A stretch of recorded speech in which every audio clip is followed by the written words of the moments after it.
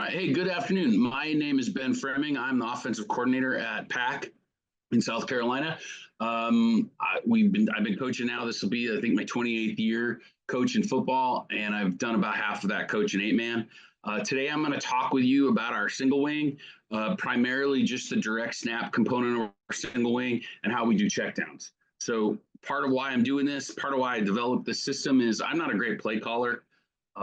And we don't typically have, I'm never in the booth, and I don't always have a coach in the booth. So I wanted to develop a system where our players on the field could make changes really quickly and effectively. So let's jump right in.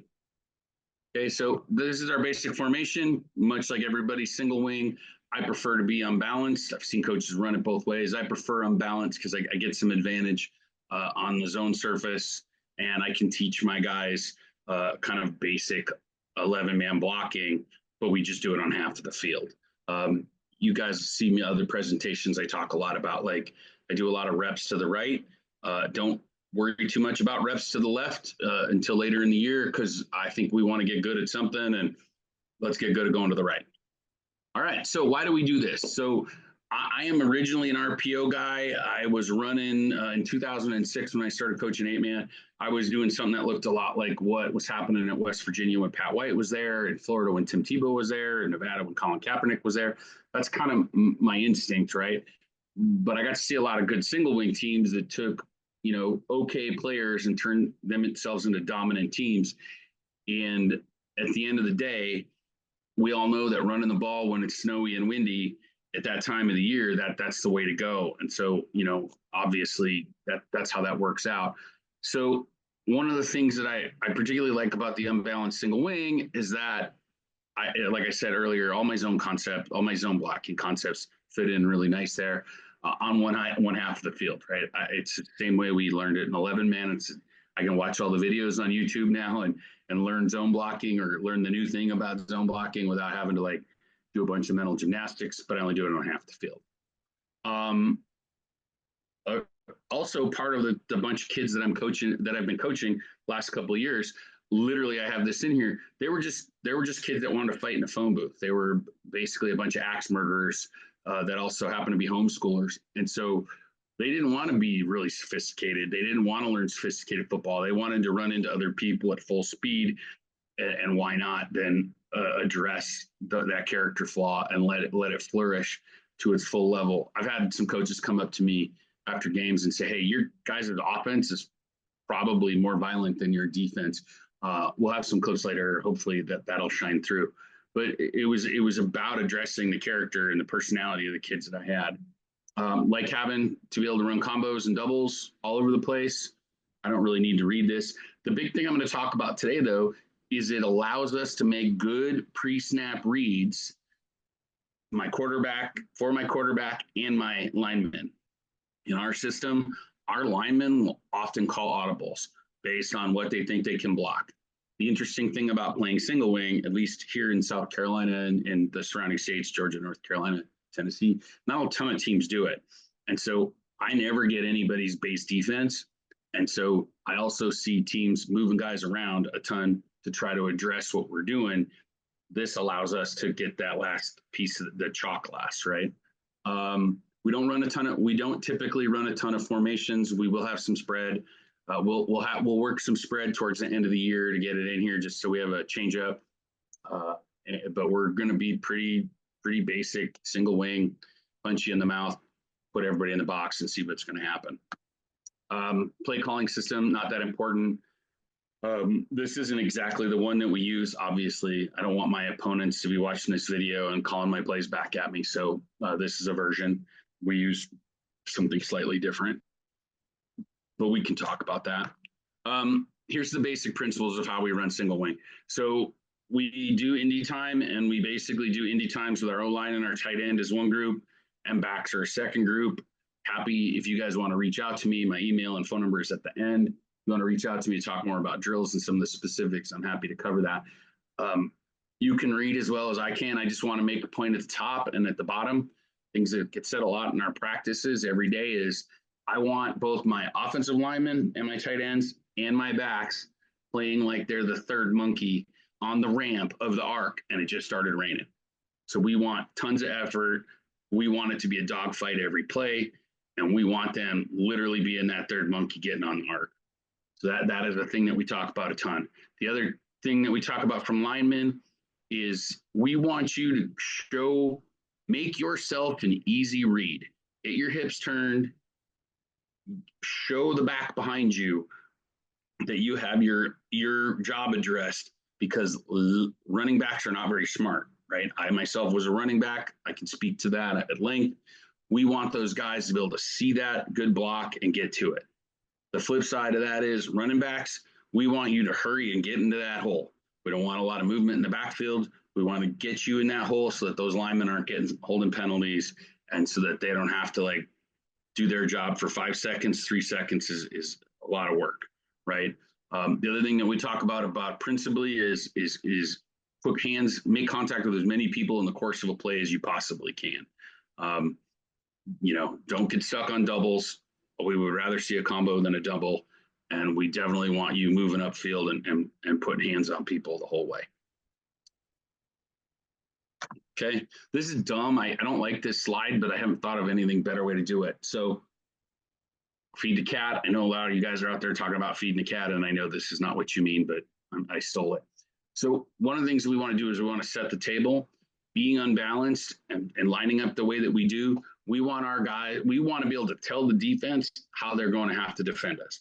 By being unbalanced and having 6 guys on the one side of the center, and the last guy by himself, the 8th guy on the left, we can pretty much determine how your defense is going to have to line up to play us. The second part of that is we want our quarterback and our linemen to both look out at the defense and determine how they're going to block every play every time. Now, our linemen, like I said earlier, our linemen will often call audibles. They will say, I got it. This is how I'm blocking this. This is what we can block. This is how we're going to run it.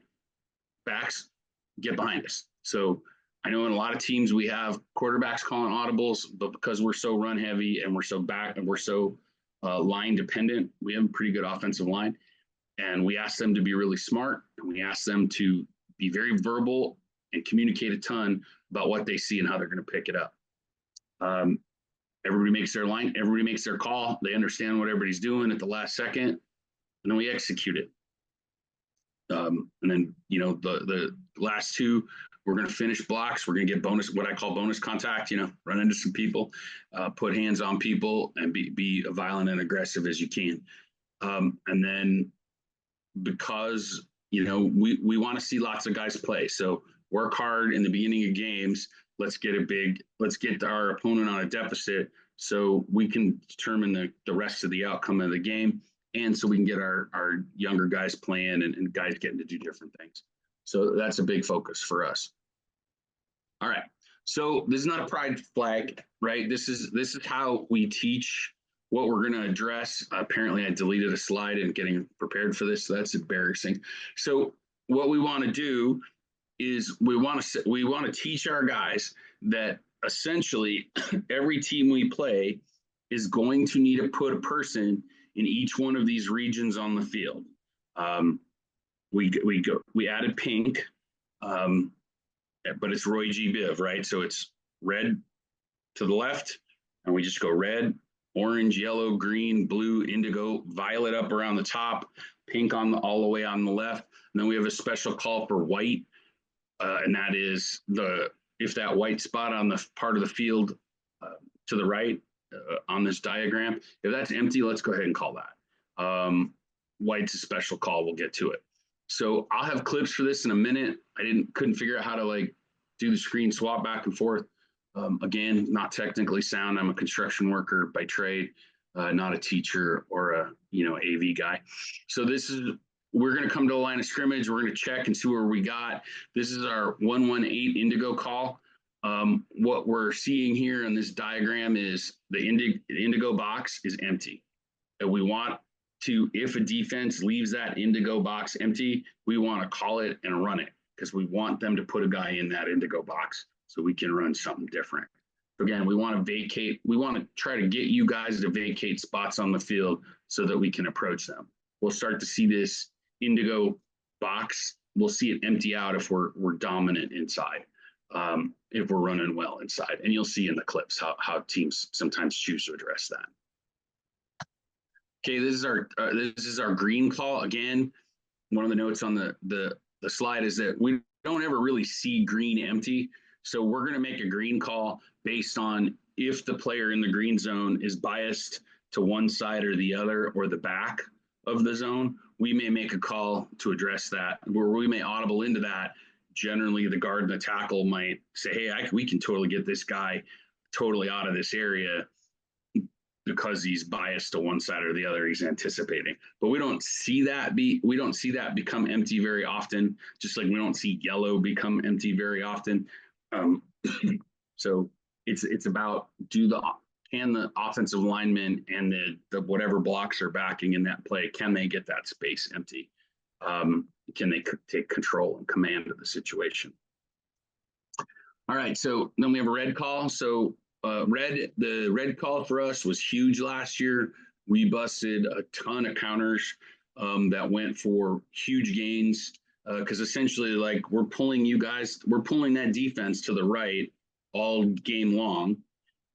And every about 7 plays, they're going to get so far pulled over to the right that they're going to vacate the left side of the field.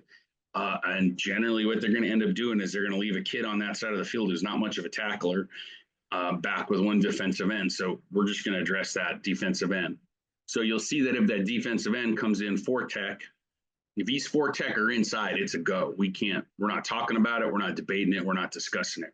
Sometimes if he's wider than 5, we may also go to the counter if he's like, we see guys sometimes get out what I would call 8 tech. Like they're so far away, we can't even see them. That would be a good time to give this a shot because we can pick that kid up with a reach block and then run the counter through. Again, I'll have some clips to go through it. So that's what we're looking for.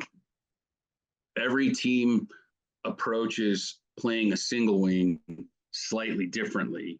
And so what we want to do is, and we'll see good teams, and some of the film that you're going to see later is from the team that we played in the homeschool national championship game. They're a real good program with a real good coach, and they kept changing it up the entire game, but inevitably they had to give us something to work with. And so our job as offensive coordinator and as my quarterback and my players is they're going to give me something to work with. We got to find ways to take it. And when we miss it, if we miss those opportunities, that's where our offense stalls out. So we really want to be paying attention to and drilling this. Next slide. This is what we call, there's a pink call. We also call it push. If I'm calling it in from the sideline, I'm going to call it push. What we're looking for here is if that pink area is totally vacated, we're going to put that outside linebacker in some very serious jeopardy. He's going to have to play the running back coming out to the left or that weak side tight end. And this one's been effective for us. And our middle schoolers who run this same offense, it's a great play for them. Teams, because of our counter and the big yield that we've had on the counter, teams don't love seeing that. They won't give us this as much as we used to get in the year past because that counter's become so effective. This is also I don't have any footage in my presentation, but we played 4 11-man games last year, and this pink play was very effective for us when we played 11-man. Same principle, same rules. We just added a sniffer back in and a couple of linemen, and everything looked the same. That is the other beauty of the single wing is when we do decide to play 11-man games, very little changes in our offense. We had a guard on the right, we had a guard on the left, and a back. And he's usually playing sniffer, or we might move him around depending on what we see. So this push play gives us a nice option to keep you spread out. Again, I say this a lot. We go right a ton because we want to get all of your guys on the right side of the field with us so that we can go left and damage you big. So that's what we're about. Blue call, we get a ton. Oddly, I don't have a lot of video on it. I didn't find video that I thought really illustrated it well. We're going to get this blue call a ton because if our outside game is working, they're going to give me this blue spot because they don't want me running inside. They don't want me running outside. So you'll notice the blue space isn't vacated, but that when we start to see that right defensive end getting wide and the linebacker playing outside of him, there's really not a ton that a team can do at that point because I can block and get those two guys out of the play. One of the things that we'll see a lot down here again in South Carolina, I can't speak to everywhere, but the states I've coached in is they're going to put a real focus on that right defensive end to be a contained player against the outside run, which gives us this, what typically would be called a B gap run, gives us a lot of ability to take advantage of that space and work it. So it's the easiest one of these audibles for us to hit once it starts to show. This play, again, we're looking now, and there's a very good clip of this in my clips that we're going to talk about. But essentially, we're going to look for this play when you pull all your DBs off the field. Some coaches, that is their approach to playing 8-man, is they'll put every lineman and linebacker they have on their roster, and they'll empty out the top. We're hoping for that. I know my quarterbacks are praying that this happens. We don't see it as much as we'd like, but we will see it at least once a game. Sometimes, more than that, but we'll see it at least once a game. And my quarterbacks are really, really, really praying that this happens because they get real tired of us not throwing the ball. So we last year threw the ball about once about every 8 plays, and some of that was not tactical decisions on my part. That was keeping the Savages at bay. They get, the wider, anybody who wants to catch or throw a ball can get pretty aggressive with me during the course of a game and really want to make their case. So we do throw the ball a little, but we definitely are depending on run the ball. Last year, I believe we had 5,500 yards rushing. So we're definitely going to make our bread and butter by banging between the tight ends. This is a nice play. Again, we put them in jeopardy. If they don't have a DB available on the field at all, they really have no solution for this. So again, but we run single wing because we're not known for having great quarterbacks. So, catch as catch can. This is one of my favorite passing plays, and I have a clip of this. This is one of my favorite passing plays. It's very easy to execute. 3 of the 4 routes are going to occur in underneath 5 yards. So even a less than awesome quarterback can usually make this work. And so we're going to run those double swings out to the right. Whoever the wider player is runs the wider swing. Whoever the less wide player is going to run a shorter swing route.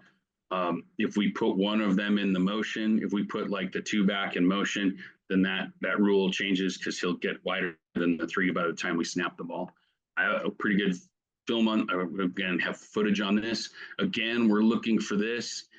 Once that right linebacker, that right outside linebacker starts looking into the backfield, this plays a beauty.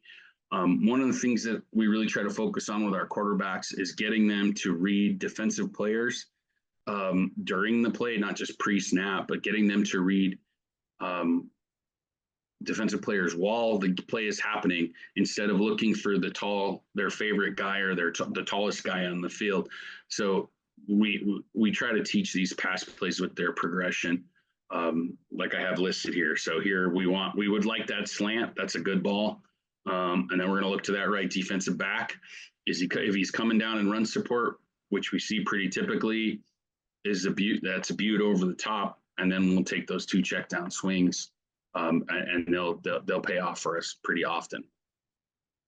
So kind of just talking about the talking part here. So in general, I believe that the best investment that you can make in your 8-man team is to make your offensive line as good as you can make them. Now, we're not blessed with big kids.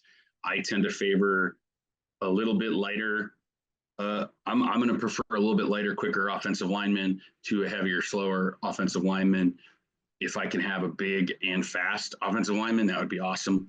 But I'm going to bias towards lighter and faster.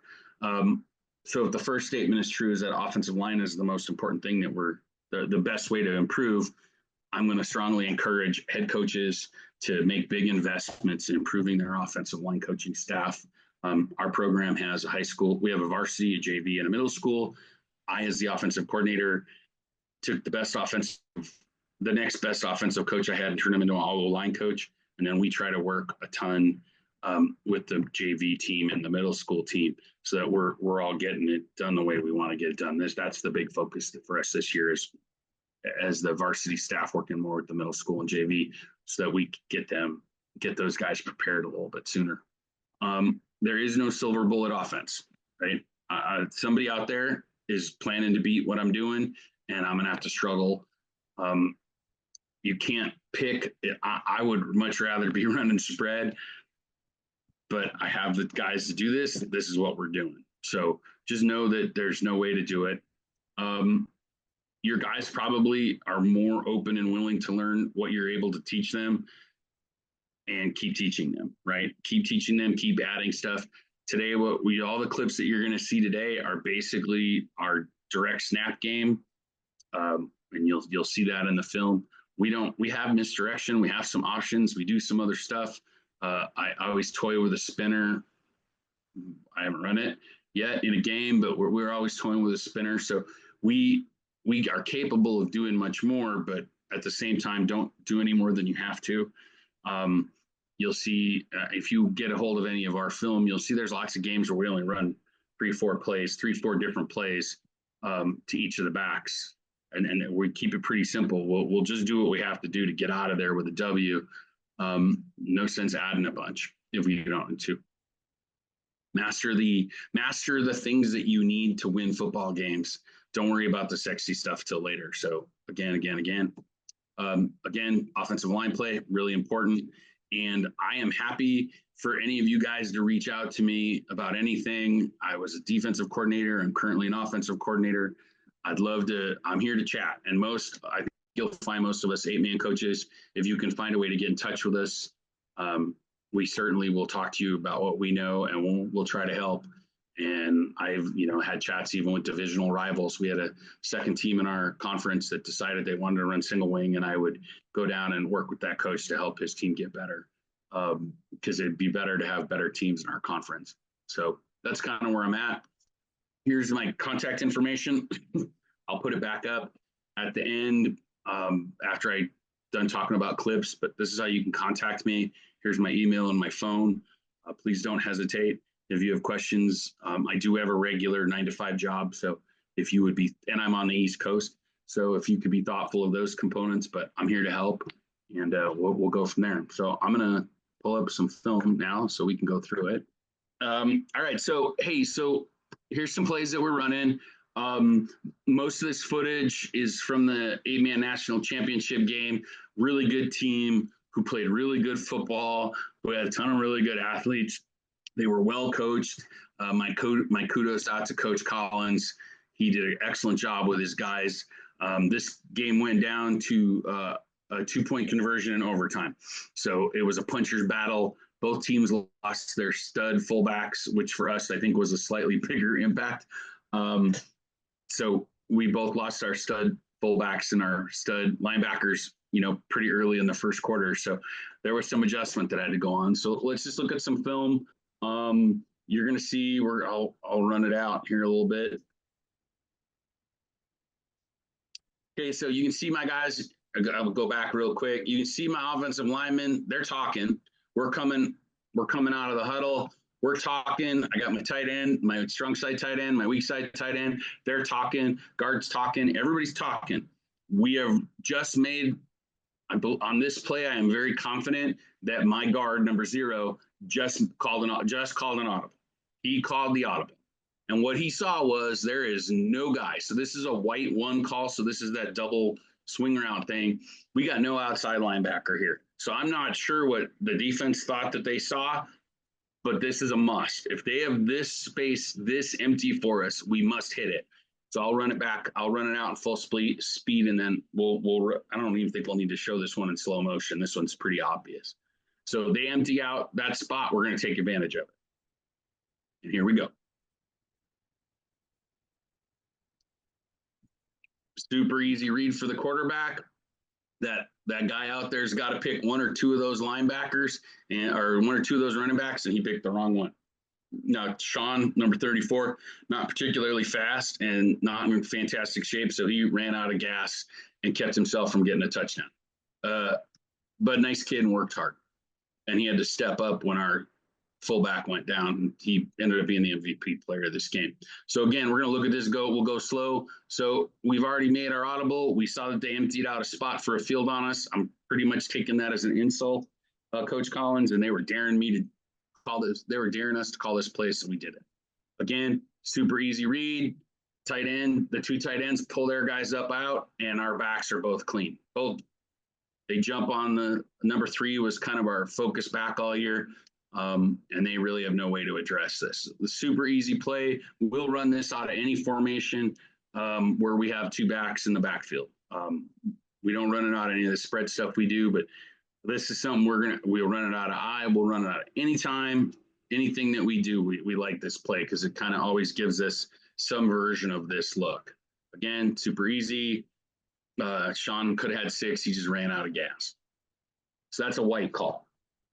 Now, here's a good example of a green call. Again, this one we're going to see nothing in this play is obvious that the green zone of the field. So if you kind of take the green zone, number 66, my tackle here, if you kind of just extend that line out vertical for him, you can see that there's someone in that green space. He is the green space technically, but what he's seeing is he has his defensive player has both eyes inside, and he has a slight inside leverage. So our quarterback is going to audible here, and the tackle feels like he can get this picked up. So let's just run it. We'll just run it through at full speed. Let's run it through at part speed. Okay, so good initial footwork. We made the read. Our guys made the read correctly. That defender in the green zone is coming inside, and we're going to be able to pick everybody else up. And as you can see already this early on, there's no tackle going to be made on this play. So we'll run it out. But again, don't ask a lot from that backside tight end. He's just kind of closing the back door. We're going to read that green guy. He gave us something to look at. We'll pick it up right there. He's biased to one side of that green zone. We're going to take advantage of it. I didn't call this. All of the, just so we're clear, all of these episodes, all of these plays, and all these clips are plays where I did not call. I sent in, we use when I'm communicating with my quarterback, I generally use hand signals. We have a hand signal that is inside, you must run it, inside you can audible. And then, so I'll do different hand signals to indicate, like, is he free to make a read? Is he free to make an audible? Do I want him to run something specifically? Is the play I'm calling in specifically, I want to run that because I'm seeing something that I want to take responsibility for. About 50, depending on the game, about 50 to 70% of the time, I'm going to let those guys come out and make their reads in the box and make stuff work for themselves. I trust them. They're there. They know if they can beat their guy this way or that. They know how to pick it up, and they'll work together as a team. And there's a lot of talk that goes on our offensive line. So again, let's just run this one through real quick.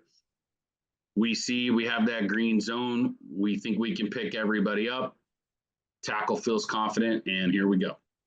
Boom, busted open. Fortunately for us, number 9, an excellent football player, does not like to tackle from the front. So we were able to take advantage of that a little bit during the course of this game. So this is a green call, green 1. One of the things that we do in our direct snap game is we indicate as part of the play call who the ball is getting snapped to, whether it's the 1 back, the 2 back. We don't generally snap to the 3 back. We did try it in an 11-man game, but that's a different kind of story. So we're generally snapping on our direct snap game to 1 or 2, and you'll see these are almost all direct snap plays. Okay, so here we're gonna run a blue. This is not a great example of the blue call. Again, from the earlier diagrams, think of it's basically the red zone. The red zone represents the weak side tight end. Orange is essentially the center. Yellow is between the center and the guard. Green is between the guard, is basically the tackle, is the green zone. The blue zone is between the tackle and the tight end. Indigo is outside of the wing back. Violet is empty, is the empty DB, and pink is empty far left. White is empty zone on the right. So again, that's kind of the nomenclature that we use. So this is going to be a blue call. The blue region is not entirely clear because of where 29 is at, but we have been seeing 29 has a contain responsibility. So we're going to punish him for making that contain read. Our guys felt confident that that's where he was going and we could pick it up. So you'll see us run through this one real quick. We're watching 29 is where the call is. We made the blue call based on 29's behavior. He steps outside, and again, backup fullback Sean McNulty comes in, picks up a pretty nice gain. Again, you're going to see pretty basic blocking scheme. It's going to be predicated on a lot of communication. We're going to try to block. We're going to try to wall off half of your defense, and we'll pick up the other two guys, essentially, usually with backs. So that is our basic premise here. Boom. We get number 18 closed out. All Sean's got to work against is a far more athletic number 7. So excellent play by Sean there. Nice read. Again, that's an audible. I did not call that. One more time. Again, we're looking for 29. He steps inside to contain, and he pays for it. That is a blue call. Blue 2. Okay, this is a pretty good example of our red call. This is our counter. Now you'll notice, again, we played these guys earlier in the season, so we had a lot of film on these guys, so we felt like we understood what they meant. They weren't going to give us the more traditional looks that we see against less talented and less well-coached teams. So what we're going to see here on the red is they look like they're going to, in this particular situation, they're really going to clog this interior, and they're going to sit number 2 out on the outside to kind of interfere with our ability to run kind of our sweep game out to the right that we would prefer. So what we see here, and we'll walk through it, is we know that number 9 is going to be a great chase down, drag down tackler, but he's not going to approach holes with much vim and vigor. And 7 is a pretty good defensive back, and we all know what a pretty good defensive back in 8-man football means. With no disrespect to these guys, they all did their jobs well, but you have what you have on the field. So we like where 4 is, and we think that we have the advantage on 8 and 9 with the rest of the team being pretty heavily to our right side. So we'll run it through in slow motion. Sam, our weak side tight end, is influencing that defensive end to get out there. We approach our counter 2 ways. Can we influence the defensive end to take a really wide step, at which point that gets him out of the play? Or if he's lined up for technique and we anticipate he's coming inside, or we can manage him inside, that's a good red call as well. So 2 wide or head up to inside, we're probably going to try to take advantage of the red call based on numbers. So Sam makes pretty good contact. You'll see our guard. He's going to pull through play side. And he's looking for the next vertical target. Wingback picks up the counter. Now we're going to set the edge on 9. He's probably their most athletic player. And we're going to set that edge on him, and we're going to invite him to come on inside. This one goes for a pretty big gain. So again, we're going to invite that defensive end to go wider than we need to, and based on the location of that left side, number 9 playing left side linebacker and that defensive back, we think we can make this work. You'll also see that they got 5 guys on one side of the ball, and they got 3 guys on the other. So this is one of the things that we're asking our guys to look for is how many guys are on one side, and where are the guys on the side that we think we might want to attack. I'm going to run this through at full speed so you guys can really get a full sense of it.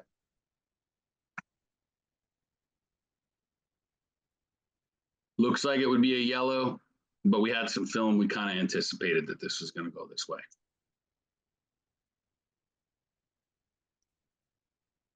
And unfortunately for them, we got a lot of field to work with there. Kyle was a sophomore who had to step up in the national championship game when our stud fullback went down. Everybody moved to one spot inside, and Kyle was the next guy up. So Kyle got an advantage, got the chance to really show what he was capable of that game. Okay, here's a good example of Indigo. Indigo, again, we're going to go Roy G. Biv. So Indigo is right side, outside of we're looking for outside of our wing back. Now, number one does not do a great job sealing the end man line of scrimmage here, but we're going to be able to make it work because we're gonna get enough of a delay that we were hoping for. So I'll run it through at full speed and we'll come back.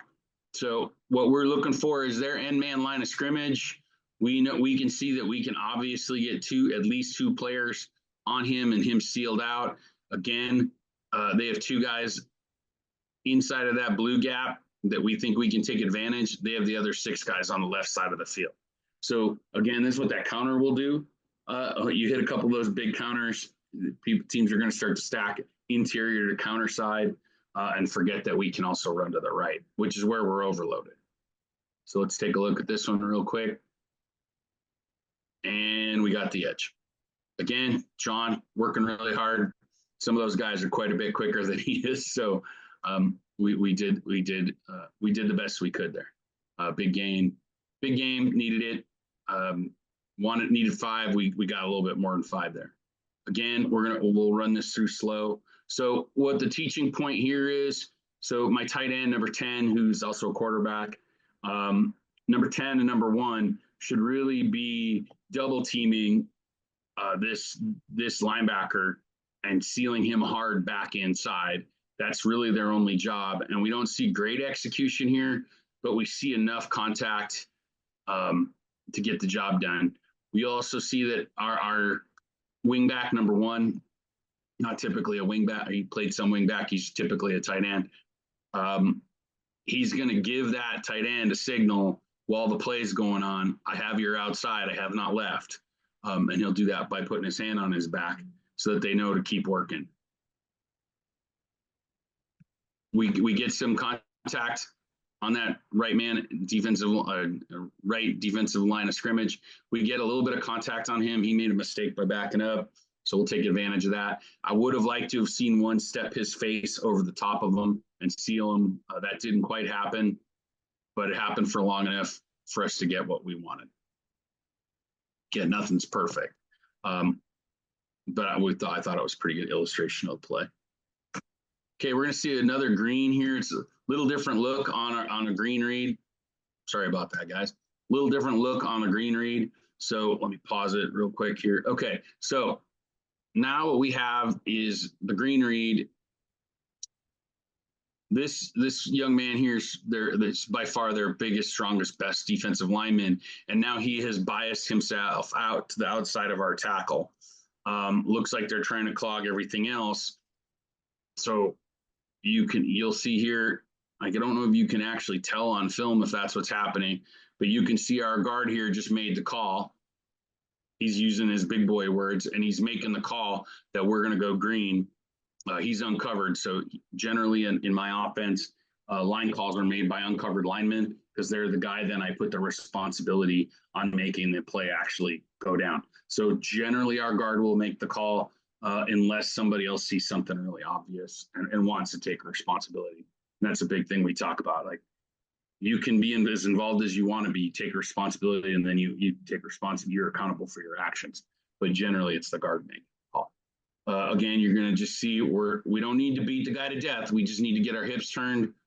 Number 66 could have taken a better front step, but he's gonna make it work. Beautiful job getting his hips turned.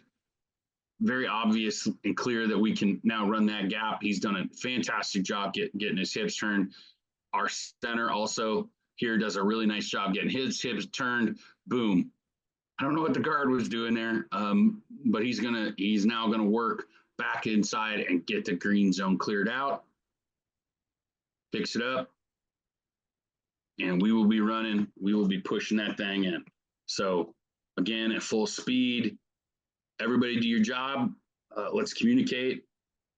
We can get a zone empty pretty quick, pretty easy, not a ton of work. Let's go find a second level guy. Here we go. 0 makes a good initial block, and we're in. So that's another approach to the green. Let's take another look. This next one here will be an indigo.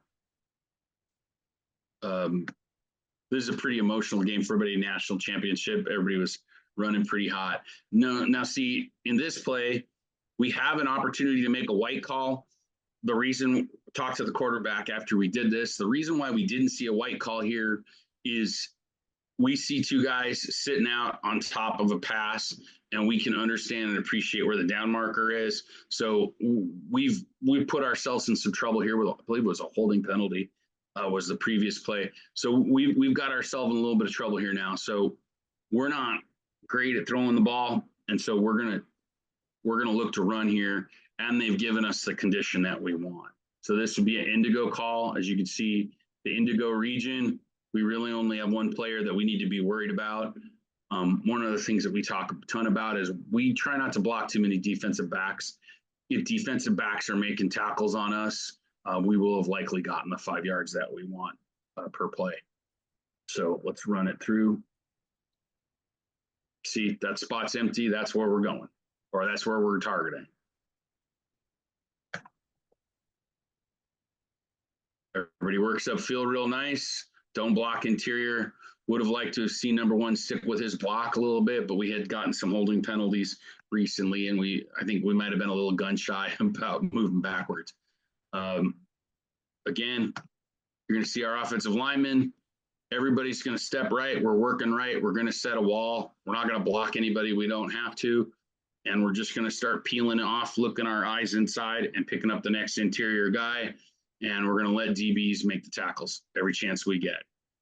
So you see number 34 clears the line of scrimmage. Clears the line of scrimmage. Head turns back inside. We're looking.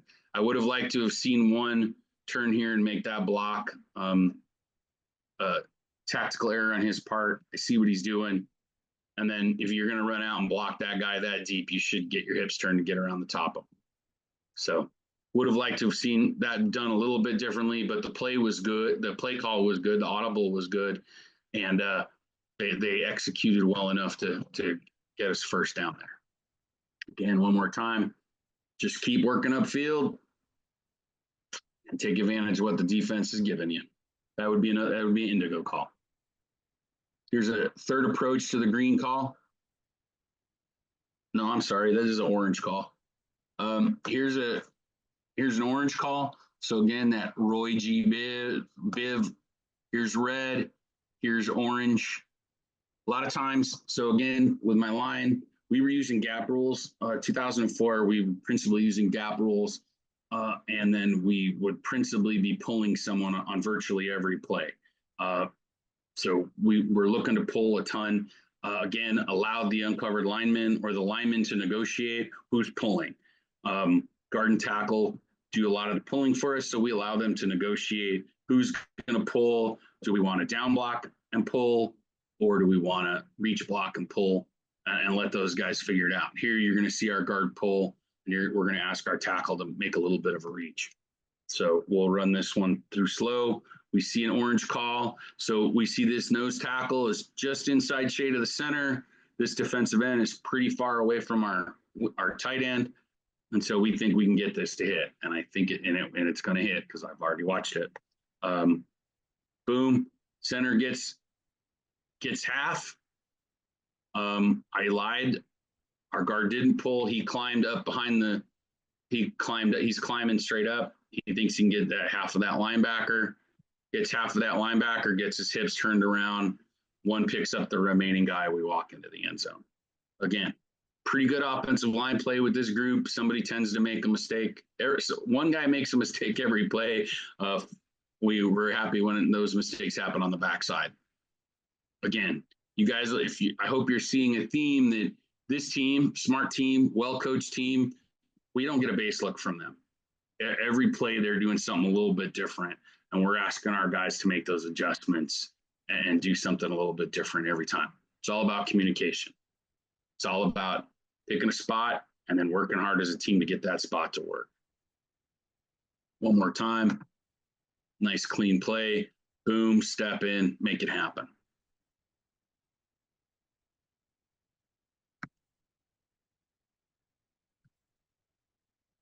Okay, so this is a variation on an orange. Our counter had been working pretty well. These guys are looking for our counter to hit. And so we're going to mix it up a little bit on this one. And this is a special for us. It's not typically called. But what we're seeing, we have interior, what we are seeing, what our quarterback is seeing, and this is an audible that we discussed before. We called timeout. I gave them kind of a selection of 1, 2, 3. They came into the huddle saying, "This is what's going to be open, coach." I'm like, "Well, here are the 3 things that I want you guys to look at." So we're going to run our counter as an option here. It's basically a triple option, which is you can run the counter, the quarterback can keep and go to the right, or the cornerback can run inside. They came to me. They were emphatic. Number 1, number 34, both came to me. They were emphatic. "Coach, it's open inside. It's going to be open inside." I'm like, "Let's run it for an option. Let's run it as an option. Let's see how this plays out." One reason I'm playing this is the play that tied the game in overtime. Fake the counter, vacate the empty. Again, they were right. My guys were right. I was being protective with the option. They came out, and what they're showing me here is they're really concerned about where we're running outside. We're looking for eyes. This young man's looking over here. These guys here are looking at this. So they're looking at the right side sweep. These guys here are looking at the left side sweep. So my guys are learning this game of football, and they came to me with pretty good advice, and we did what they suggested. So trust them. They can see stuff on the field I can't. Let's watch it one more time. Okay. Boom. Pick up inside. Take what they give us. Okay, this will be an orange, and this is the orange that won the national champion, or this is the orange that won the national championship for us. Very simple play. They're going to give us, based on what we just saw, they're going to give us an interior. They're going to give us an interior read here. Pretty clear. They are inviting us to run here, and so we're going to take advantage of that. We think we have numbers. They have basically told us this is where they want us to run to get the last 2-point conversion to see if we can win this championship. So you're going to see 0 pull through and clog it up, and we're going to get a nice little lead block from our quarterback.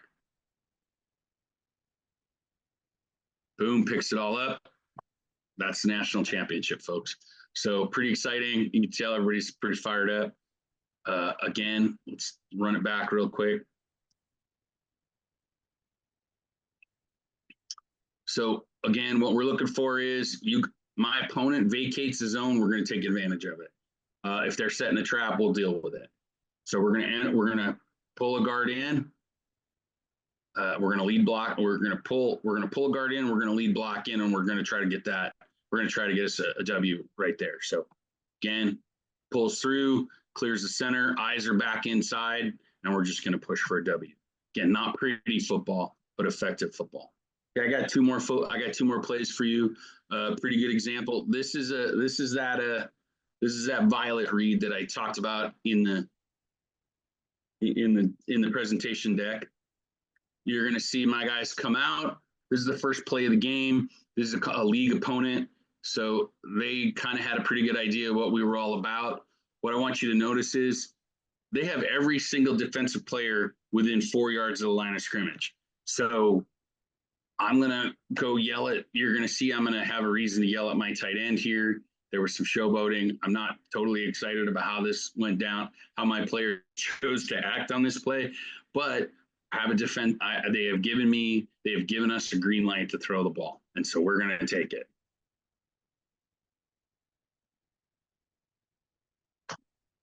And you can't really hope for much more than that. My tight end, who's now Hawaii at special teams, Maybe got a little cute there and probably should have hit the gas. Not super excited. Also, we got a backup wing back in here, number 36. Would have liked his out and up to be a little bit more out, not so much up. But that's a teaching point. We want to set that out to get his defender to turn his hips. So again, you put all 8 guys inside the 4-yard window, we're going to throw the ball over your head every time. We'll take our chances. Okay, pretty good execution there. And then finally, pink. This is one of the plays that the single wing is why we run single wing the way we do. We want you to vacate that left. We want you to vacate that left, play defense against us on the right. Oh, I'm sorry, this is a red, so this isn't the pink. This is a red. Again, we want you to vacate on the right. As you're going to see, they have 7 guys on one. They have 7 guys on the center or to the right of the center. So we have to run a counter here. There's no excuse not to. This is the only player who's playing on the left-hand side of the center. So we're going to go ahead and run that counter, and we're going to try to pull as many guys around the corner as we can and try to make it hit.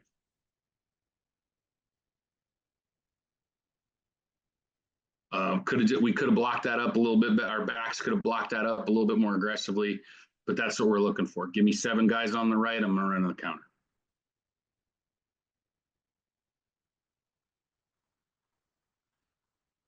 Pretty well executed, except for number 3 could have blocked a little more aggressively. Okay, this is a pink call. This is that push play that we call push or pink. So what we're looking for here is no defensive back at all on the left-hand side. So they kept the linebacker in, and they have a defensive end. They have no defensive back on the left end. So what we want to do is we want to use our tight end, and we want to push him up vertically. The linebacker either has to go with him, or the linebacker's got to go with the running back who's underneath him. Quarterbacks the quarterback here is making a one-man read. If you have one linebacker and no defensive back on the left, we're going to always audible to this. There's a good audible by this young man. This is a backup quarterback in for us. He's going to put a little bit of air under the ball. Here, I would have preferred him put a little more zip on it. I may not have been clear with him earlier in the game, so I'll take some of the responsibility with that. But we'll just run her out full speed. You're going to see the defense boom, terrified of our running backs jumping down. Sam Cargo, our tight end. I would have liked to seen the quarterback throw the ball there. He's open, but we're sometimes coach. They tell me sometimes coach they get more open. I disagree. Open's open. So, but here we go. We would have liked to see a little more zip on it, a little less air underneath it.